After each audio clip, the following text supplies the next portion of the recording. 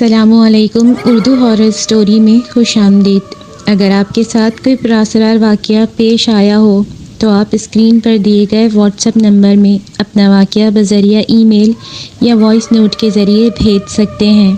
हम आपके नाम के साथ इस वाक़ये को प्रोग्राम में ज़रूर शामिल करेंगे। अब बढ़ते हैं कहानी की तरफ। खौफ की लपेट पार्ट 3 लास्ट पार्ट।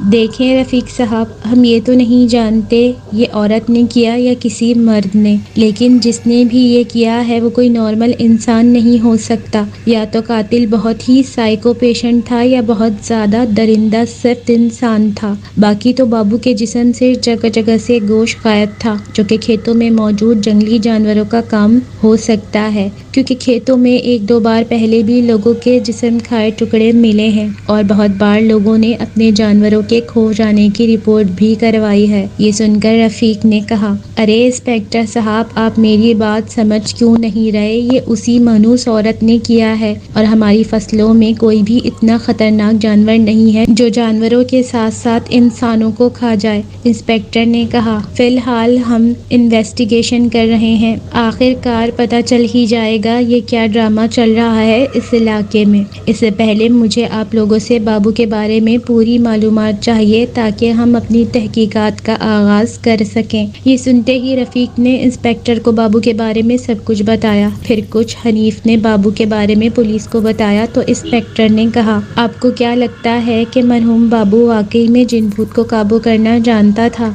हनीफ ने कहा, जी वो ऐसे ही काम करता था और काफ़ी लोग उसके काम से मुतासिर थे, क्योंकि काफ़ी लोग उसके इल्म की बदौलत फैज़याब हुए थे। ये सुनकर इंस्पेक्टर ने कहा, चलो देखते हैं आगे तहकीकात में क्या सामने आता है। आज से मेरे लोग यहाँ रात में गश्त करेंगे और जानने की कोशिश करेंगे कि आप लोगों की बातों में कितनी सच्चाई है। लेकिन इससे पहले मैं ये कहना चाहूँगा कि अगर आप लोग चाहें तो उसकी डेड बॉडी हस्पताल से ले जा सकते हैं। मैं हस्पताल में फ़ोन कर देता हूँ, अगर नहीं तो बाबू का कफन दफन पुलिस की देख रेख में हो जाएगा। ये सुनकर रफ़ीक ने कहा, नहीं नहीं इंस्पेक्टर साहब, इसकी ज़रूरत नहीं है। बाबू लावारिस ज़रूर था मगर लावारिस फौत नहीं हुआ, क्योंकि जब से वो हमारे घर में आया था तब से ही वो हमारे घर का एक अहम फर्द था जो हमारी जान बचाने के लिए अपनी जान की कुर्बानी दे गया। हम बाबू की डेड बॉडी ज़रूर लेने जाएंगे। ये सुनकर इंस्पेक्टर ने कहा, ठीक है, मैं फ़ोन कर देता हूँ। ये कहते हुए इंस्पेक्टर ने अस्पताल में फ़ोन किया और फिर रफ़ीक से कहा, अब आप बाबू की बॉडी लेकर जा सकते हैं, इसलिए अब मुझे इजाज़त दें, मुझे बहुत काम है।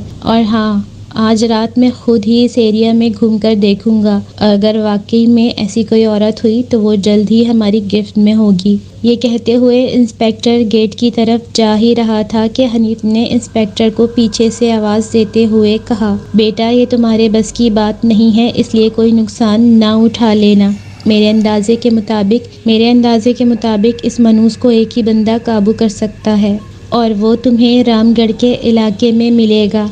इसलिए अगर तुमने उस मनूस औरत को ख़त्म करना है तो 10 बड़े मियाँ दरबार जाकर शाजी का पता करें, वो ज़रूर आपकी मदद करेंगे। हनीफ की ये बात सुनते ही इंस्पेक्टर ने हंसते हुए नामे सर हिलाया और बिना हनीफ की बात का जवाब दिए ही वहाँ से चला गया। फिर रफ़ीक और असलम बाबू की लाश लेकर घर आए और उन्होंने उसका कफन दफन किया।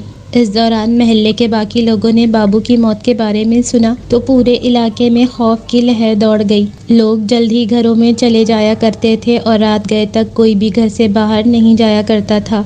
ऐसे ही एक दो दिन गुजरे तो एक रात इंस्पेक्टर अपनी प्राइवेट गाड़ी में अकेला घूमता हुआ उसी एरिया से गुजर रहा था कि अचानक इंस्पेक्टर की गाड़ी ख़राब हो गई। तो इंस्पेक्टर ने खुद कहा, क्या यार, इसे भी अभी ख़राब होना था। ये कहते हुए इंस्पेक्टर ने फ़ोन निकालकर अपने अमले को अपने पास पहुंचने का कहा और ख़ुद गाड़ी का बूनट खोलकर अपने मोबाइल की लाइट की मदद से गाड़ी का इंजन चेक करने लगा।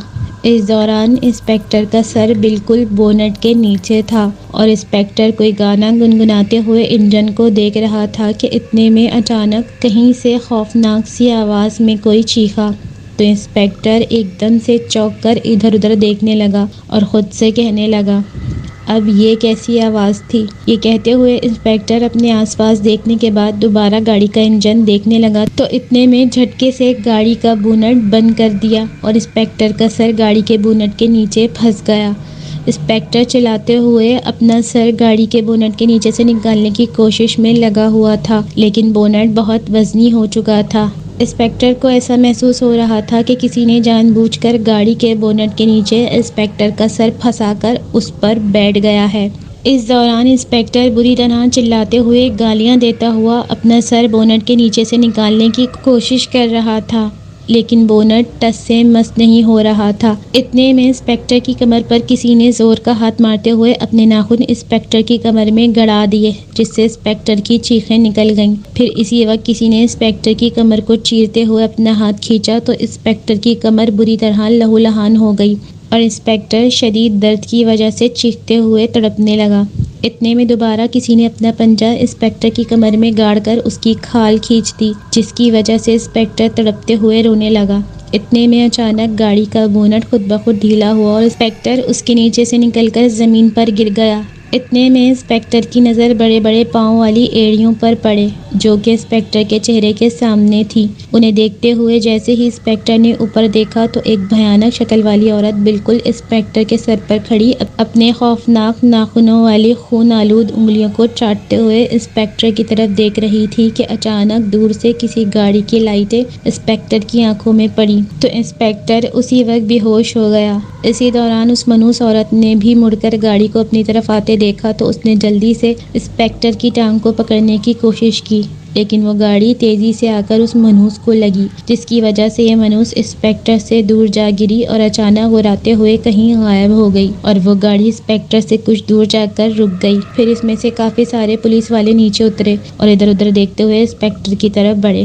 اتنے میں ایک پولیس والا دوڑ کر انسپیکٹر کے پاس گیا اور اس نے انسپیکٹر کی گردن پر ہاتھ لگاتے ہوئے کہا، یہ زندہ ہیں، جلدی اٹھاؤ انہیں۔ اس دوران ایک حوالدار نے ادھر ادھر دیکھتے ہوئے گاڑی کے ڈرائیور سے پوچھا، وہ بڑی سی کیا چیز تھی، کہاں گئی وہ؟ ڈرائیور نے کہا، پتہ نہیں، لیکن وہ جو بھی تھی خطرناک لگ رہی تھی۔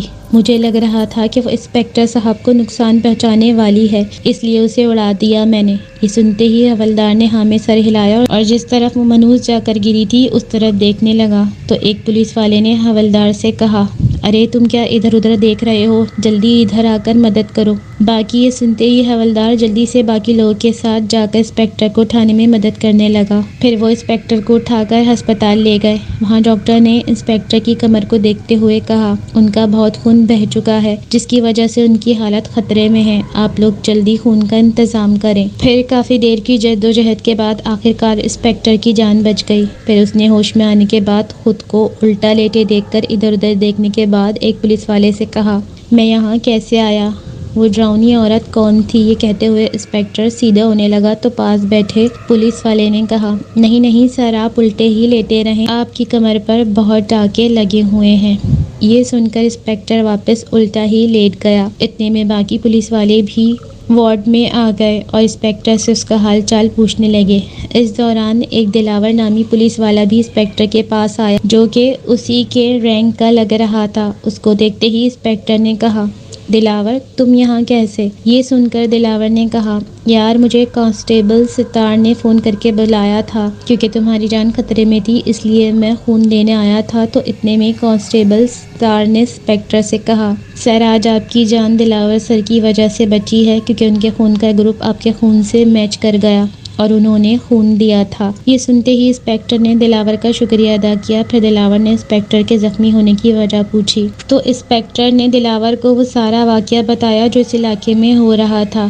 پھر باقی پولیس والوں نے بھی وہ سب کچھ بتایا جو انسپیکٹر کے بے ہوش ہونے کے بعد ہوا۔ تو انسپیکٹر نے سب کا شکریہ ادا کرتے ہوئے کہا، میں اس منحوس عورت کو نہیں چھوڑوں گا، اب بہت ہوا۔ یہ سنتے ہی دلاور نے انسپیکٹر سے کہا، نہیں سلطان، یہ تمہارے ہمارے بس کی بات نہیں ہے، کیونکہ اگر واقعی علاقے میں کوئی ایسی چیز موجود ہے تو وہ بہت ہی خطرے والی بات ہے، اس لیے مجھے لگتا ہے کہ اس معاملے کو حل کرنے کے ہمیں کسی عالم یا عامل کی ضرورت پڑ سکتی ہے۔ سلطان نے کہا، یار یہ تم کیسی باتیں کر رہے ہو؟ میرا مطلب ہے ہم لوگوں کو جھوٹے پیروں عاملوں کے پاس سے جانے سے روکتے ہیں، اور اگر ہم ہی عاملوں کی مدد لیں گے تو لوگ کیا سوچیں گے؟ دلاور نے کہا، سلطان تم ٹھیک کہہ رہے ہو، ہم لوگوں کو روکتے ہیں لیکن ہم جھوٹے پیروں فقیروں کے پاس جانے سے روکتے ہیں، لیکن اگر ہم کسی صحیح اللہ کے بندے کے پاس جائیں گے جس کو پیسوں کی ہوس نہ ہو تو لوگ کچھ نہیں سوچیں گے، اور ویسے بھی ہم یہ سب لوگوں کو اس شیطانی چیز سے بچانے کے لیے ہی تو کر رہے ہیں نا، تو اس میں غلط کیا ہے؟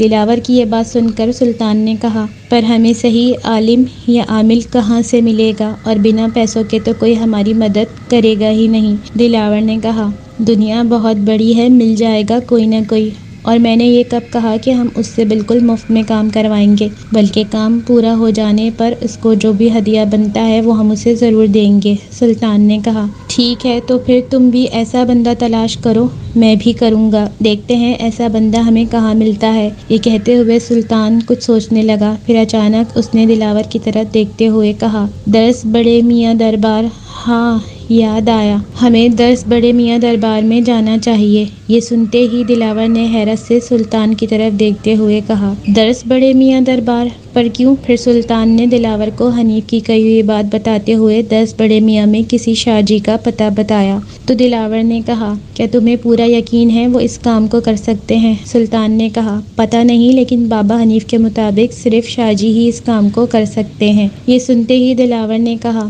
تو پھر دیر کس بات کی ہے، میں کل ہی جا کر ان سے ملوں گا۔ سلطان نے کہا، کل نہیں، آج ہی، اور اس کے لیے میں تمہارے ساتھ چلوں گا۔ یہ سنتے ہی دلاور نے کہا، نہیں یار، یہ کام میں اکیلے ہی کروں گا، تم اپنی صحت کا خیال رکھو، ابھی تمہیں آرام کی ضرورت ہے۔ سلطان نے کہا، نہیں دوست، جب تک وہ منحوس عورت اس علاقے سے نہیں جاتی تب تک آرام مجھ پر حرام ہے۔ اتنے میں ایک ڈاکٹر کمرے میں آیا تو سلطان نے کہا، ڈاکٹر صاحب، کیا میں یہاں سے جا سکتا ہوں؟ ڈاکٹر نے کہا، بالکل نہیں، کیونکہ تمہاری حالت ابھی ایسی نہیں ہے کہ تم چل پھر سکو، کیونکہ تمہاری کمر کے ٹانکے ٹوٹ سکتے ہیں، پہلے ہی بہت مشکل سے تمہاری جان بچی ہے۔ سلطان نے کہا، ڈاکٹر صاحب، ایک پولیس والے کے لیے سب سے پہلے اس کا فرض ضروری ہوتا ہے، اس لیے مجھے اپنی جان کی کوئی پرواہ نہیں ہے، لیکن جس شیطانی چیز نے میرے ساتھ یہ کیا ہے وہ اس علاقے میں کھلی گھوم رہی ہے، اور اگر اسے ابھی نہ روکا گیا تو پتہ نہیں وہ کتنے لوگوں کی جان لے سکتی ہے۔ یہ سن کر دلاور نے سلطان سے کہا، یار تمہیں اتنی جلدی کس بات کی ہے؟ ویسے بھی رات کا وقت ہے، پتہ نہیں وہ شاہ جی کون ہیں، کہاں رہتے ہیں، ابھی وہ ہمیں ملتے بھی ہیں کہ نہیں۔ سلطان نے کہا، دوست، اس علاقے کے لوگ پہلے ہی خوف کی لپیٹ میں ہیں، اور وہاں کے علاقے کا انسپکٹر ہونے کے ناطے میں نہیں چاہتا کہ اب اس علاقے میں کسی اور کے ساتھ کچھ ایسا ویسا ہو جائے، اور آج میرے ساتھ یہ ہوا ہے تو میرا ضمیر مجھے بتا رہا ہے کہ اس علاقے کے لوگ سچے تھے، لیکن میں ان کی باتوں کو قانونی پہلو سے دیکھ رہا تھا، جبکہ بات کچھ اور ہی تھی، اس لیے میرا ضمیر اب مجھے یہ بتا رہا ہے کہ یہی وقت ہے اپنا فرض نبھانے کا،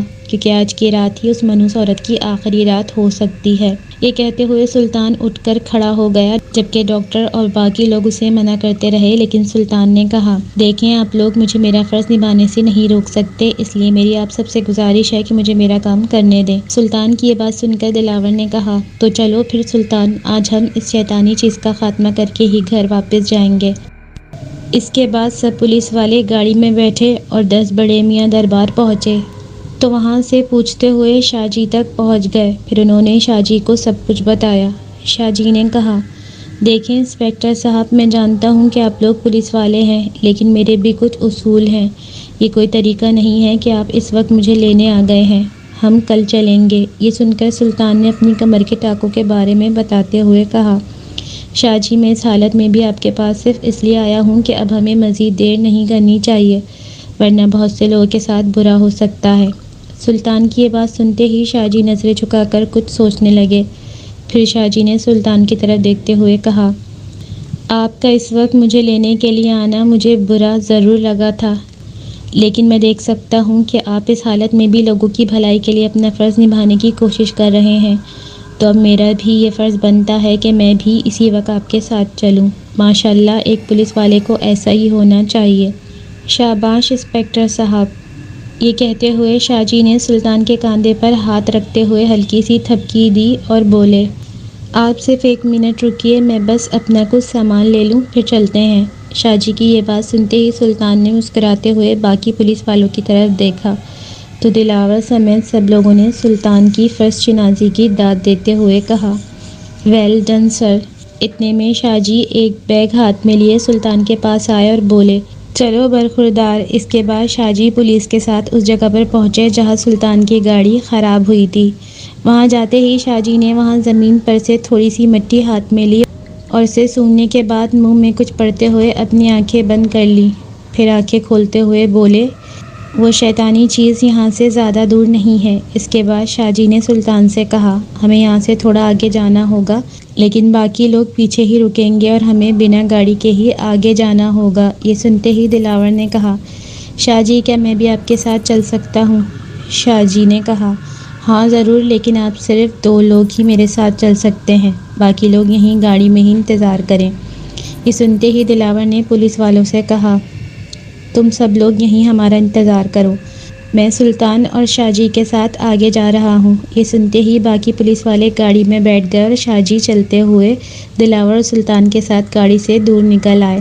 اتنے میں شاہ جی ایک جگہ رک گئے اور انہوں نے دوبارہ زمین سے مٹی اٹھا کر اسے سونگھتے ہوئے کہا، بس ہماری منزل یہیں ہے، لیکن جیسا میں نے سوچا تھا وہ اس سے کہیں زیادہ غسیلی، طاقتور اور خطرناک ہے۔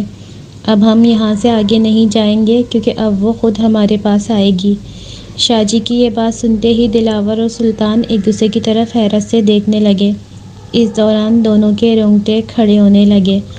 اتنے میں شاہ نے بیگ سے ایک چادر نکالی اور اس پر کچھ پڑھ کر اسے زمین پر بچھا دیا۔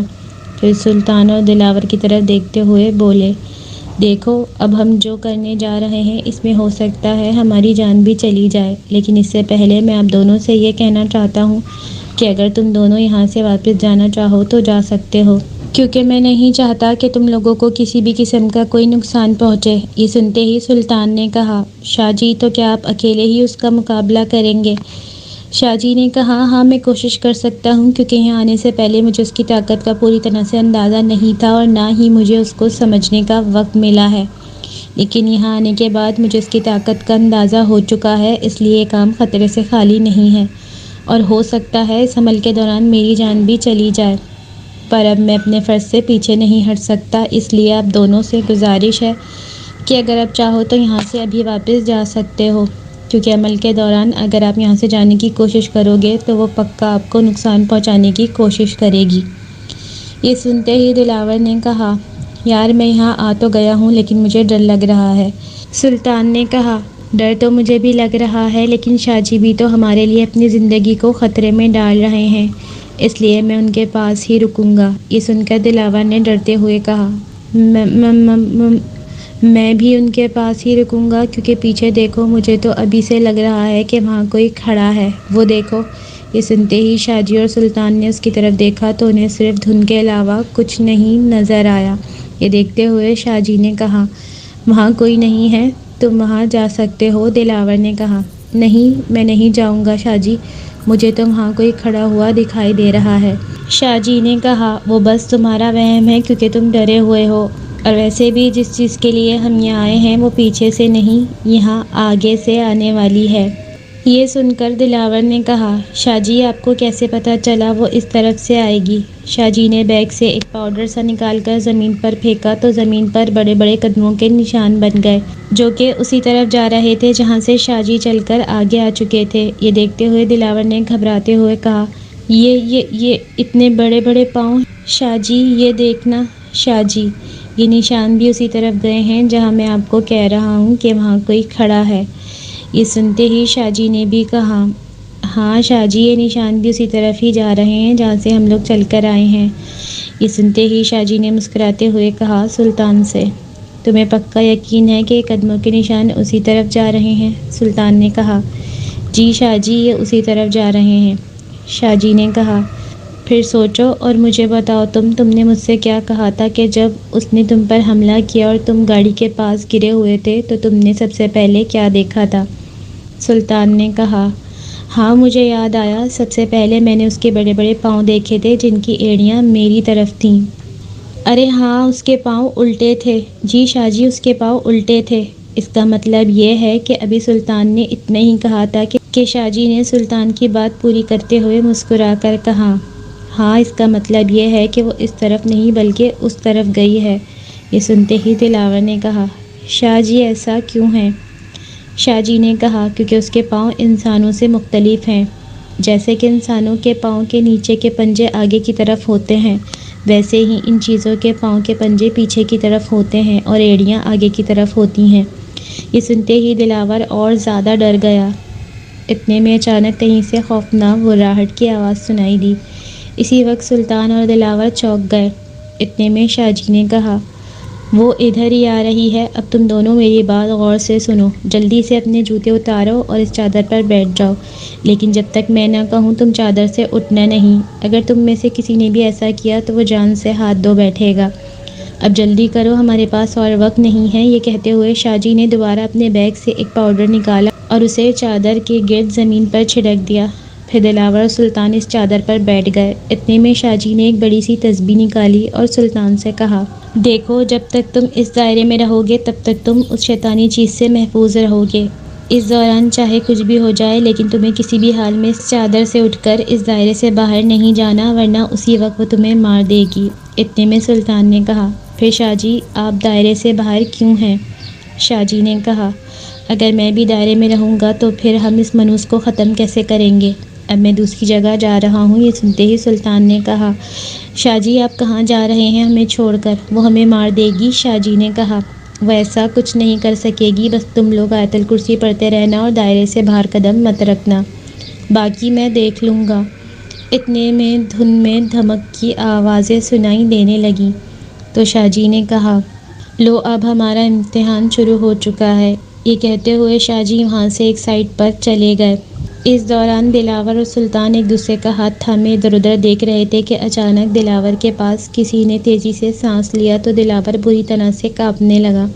اسے ایسا کرتے دیکھ کر سلطان بھی ڈر سے کانپتے ہوئے دلاور کا ہاتھ دبانے لگا۔ اتنے میں سلطان نے دلاور کے پیچھے دیکھا تو اس کی حالت خراب ہونے لگی، جس کی وجہ سے سلطان کی آواز بھی نہیں نکل رہی تھی۔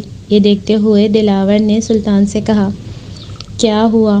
لیکن سلطان اسی جگہ جیسے جام ہو گیا تھا۔ اس کی آنکھیں پھٹی کی پھٹی رہ گئی تھیں کیونکہ دلاور کے کاندھے کے پاس بہت ہی بڑی سی بھیانک شکل دکھائی دے رہی تھی۔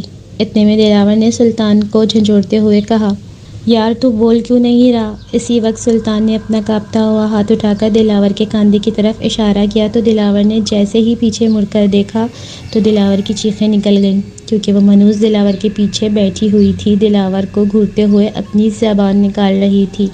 اسے دیکھتے ہوئے دلاور جلدی سے پیچھے ہٹا اور سلطان کی گود میں جا کر بیٹھ گیا اور دونوں بری طرح سے کانپتے ہوئے شاہ جی کو بلانے لگے۔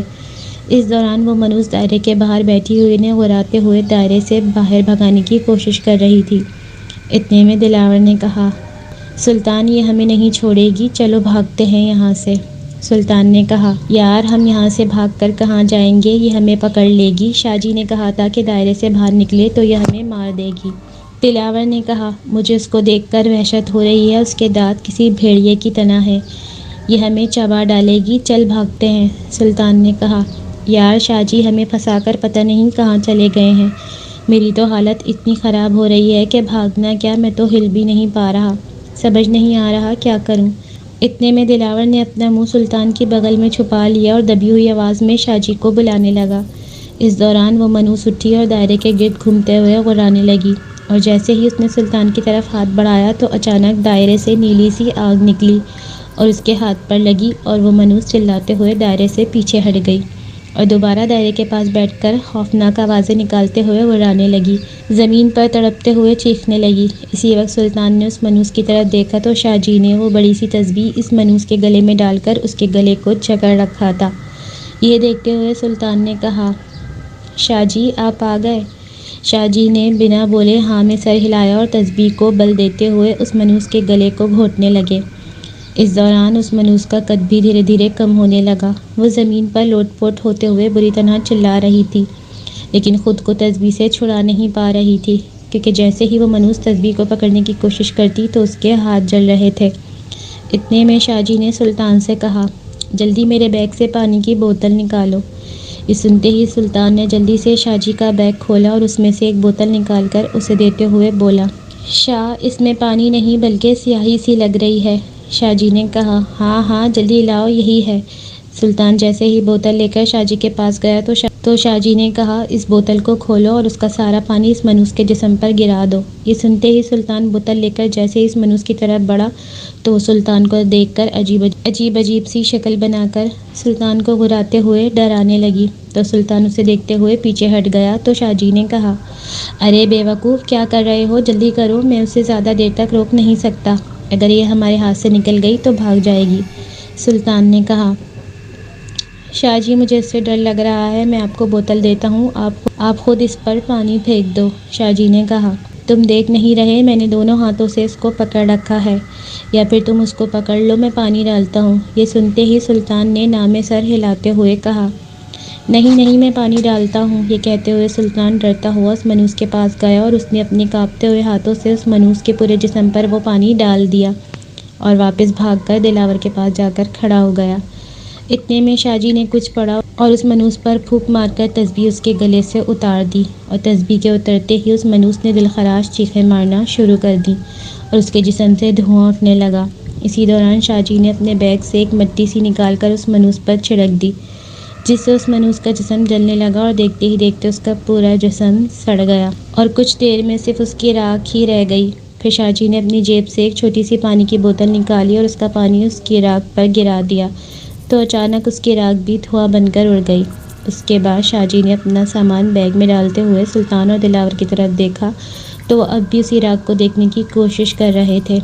تو شاہ جی نے کہا، ارے تم لوگ کیا دیکھ رہے ہو، وہ تو کب کی ختم ہو چکی۔ یہ سنتے ہی سلطان نے کہا، شاہ جی مجھے یقین نہیں ہو رہا، اتنی خطرناک اور طاقتور چیز کو آپ نے اتنی آسانی سے ختم کر دیا، کہیں وہ غائب تو نہیں ہو گئی؟ شاہ جی نے ہنستے ہوئے کہا، ارے تم نے دیکھا نہیں، اس کا پورا طلسمی وجود ہی ہم نے خاکستر کر دیا، تو غائب ہونے کا سوال ہی پیدا نہیں ہوتا۔ یہ سمجھ لو کہ ہم نے اسے غائب کر کے جہنم واصل کر دیا ہے۔ اتنے میں دلاور نے کہا، شاہ جی وہ تو چھوٹی سی ہوتی جا رہی تھی، جبکہ ہم نے اسے پہلی بار دیکھا تو وہ کافی بڑی لگ رہی تھی۔ شاہ جی نے کہا، یہ ایسی چیز ہوتی ہے کہ کسی کو ڈرانے کے لیے جب چاہیں اپنا وجود چھوٹا بڑا کر سکتی ہیں، اسی لیے جب میں نے اس کے گلے کو پکڑا تو وہ اپنے اصلی وجود میں آ گئی تھی۔ سلطان نے کہا، لیکن شاہ جی مجھے سمجھ نہیں آ رہا تھا کہ وہ اتنی طاقتور تھی، پھر وہ خود کو چھڑا کیوں نہ پائی، جبکہ تسبیح کا دھاگا تو باریک سا تھا۔ یہ سنتے ہی شاہ جی نے ہنستے ہوئے کہا، بیٹا تسبیح کا دھاگا باریک ضرور تھا، لیکن اس پر جڑے ہوئے موتیوں پر پڑھے جانے والا اللہ کا کلام بہت طاقتور تھا، اس لیے وہ شیطانی چیز بے پناہ طاقت رکھنے کے باوجود بھی اس باریک دھاگے سے خود کو چھڑا نہیں پائی، جبکہ اگر تم اسے کسی موٹے رسے سے بھی باندھ دیتے تو وہ اسے توڑ کر خود کو چھڑا لیتی یا غائب ہو جاتی، لیکن اس تسبیح کے باریک سے دھاگے نے اسے نہ تو بھاگنے کا موقع دیا اور نہ ہی غائب ہونے کا، کیونکہ سب سے زیادہ طاقت اللہ کے کلام میں ہوتی ہے، کیونکہ لازوال صرف اللہ کی ذات ہے، اس کے آگے کوئی بھی طاقت کوئی معنی نہیں رکھتی۔ اس تسبیح کے ساتھ جو پانی اور مٹی اس منوس پر ڈالی تھی، ان دونوں چیزوں پر اللہ کے کلام سے ہی دم کیا ہوا تھا، اس لیے اس منوس کی طاقت اللہ کے کلام کے سامنے بے بس ہو گئی اور وہ جہنم پہنچ گئی۔ یہ سن کر سلطان نے کہا، واہ شاہ جی، واقعی میں آپ نے میرا ایمان تازہ کر دیا۔ شاہ جی نے کہا، ایمان تازہ صرف باتیں سن کر ہی نہیں بلکہ ان باتوں پر عمل کرنے سے ہوتا ہے۔ ابھی تمہارے سامنے میں نے اس منوس کو اللہ کے فضل سے ختم کر دیا۔ یہ کوئی مشکل کام نہیں تھا، یہ تم بھی کر سکتے تھے، بلکہ یہ کوئی بھی کر سکتا ہے۔ یہ سنتے ہی دلاور نے کہا، شاہ جی یہ کیسے ممکن ہے؟ بھلا اتنی ڈراؤنی چیز کو دیکھ کر تو ہماری جان ہی نکل گئی، تو ہم یہ سب کیسے کر سکتے تھے؟ شاہ جی نے کہا، اگر تم 5 وقت کی نماز باقاعدگی سے ادا کرو اور روزانہ اللہ کے نام کی تسبیح کرو تو تمہیں کوئی بھی شیطانی چیز کبھی نہیں ڈرا سکے گی، پھر وہ چاہے کتنی بھی طاقتور کیوں نہ ہو، لیکن تمہارے منہ سے نکلنے والے اللہ کے کلام کی وجہ سے وہ تمہارے سامنے گھٹنے ٹیک دے گی۔ بس دل میں ایک بات کا یقین رکھو کہ ڈرنا صرف اللہ کی ذات سے ہے، ہم اسی کی طرف سے آئے ہیں اور اسی کے حکم پر ہمیں اس کے پاس لوٹ کر جانا ہے۔ اس یقین کے بعد اس فانی دنیا کی کوئی بھی شیطانی طاقت تمہارا کچھ نہیں بگاڑ پائے گی۔ یہ سن کر دلاور نے کہا، شاہ جی بے شک آپ نے بالکل صحیح کہا، میں آج سے ہی نماز کی پابندی کروں گا اور تسبیح بھی کروں گا۔ یہ سن کر شاہ جی نے کہا، ماشاء اللہ، اگر تمہاری طرح اس علاقے میں رہنے والا ہر شخص نماز کی پابندی کرے اور اللہ کے نام کی تسبیح کرے تو ایسی شیطانی چیزیں دوبارہ پھر کبھی اس علاقے کا رخ نہیں کریں گی۔ یہ کہتے ہوئے شاہ جی نے سلطان سے کہا، چلو بیٹا اب تم مجھے میرے گھر چھوڑ دو۔ یہ سنتے ہی سلطان نے کہا، جی جی چلیے شاہ جی۔ اس کے بعد سلطان نے شاہ جی کو ان کے گھر چھوڑا اور انہیں کچھ پیسے دینے لگا تو شاہ جی نے منع کر دیا، لیکن سلطان نے ضد کرتے ہوئے انہیں پیسے دے ہی دیے، جو شاہ جی نے سلطان کی خوشی کے لیے رکھ لیے۔ اس کے بعد اگلے دن سلطان دوبارہ اس علاقے میں گیا اور اس نے رفیق اور دوسرے لوگوں کو شاہ جی کے بارے میں بتاتے ہوئے وہ رات کا سارا واقعہ بتایا تو سب نے سلطان کا شکریہ ادا کیا اور سلطان نے سب کو شاہ جی کا پیغام دیتے ہوئے کہا کہ کہ میں بھی نماز کی پابندی کر رہا ہوں، اور اگر آپ لوگ چاہتے ہیں کہ دوبارہ کوئی ایسی منحوس چیز اس علاقے میں نہ آئے تو آپ لوگ بھی نماز کی پابندی کے ساتھ تسبیح ضرور کیا کریں۔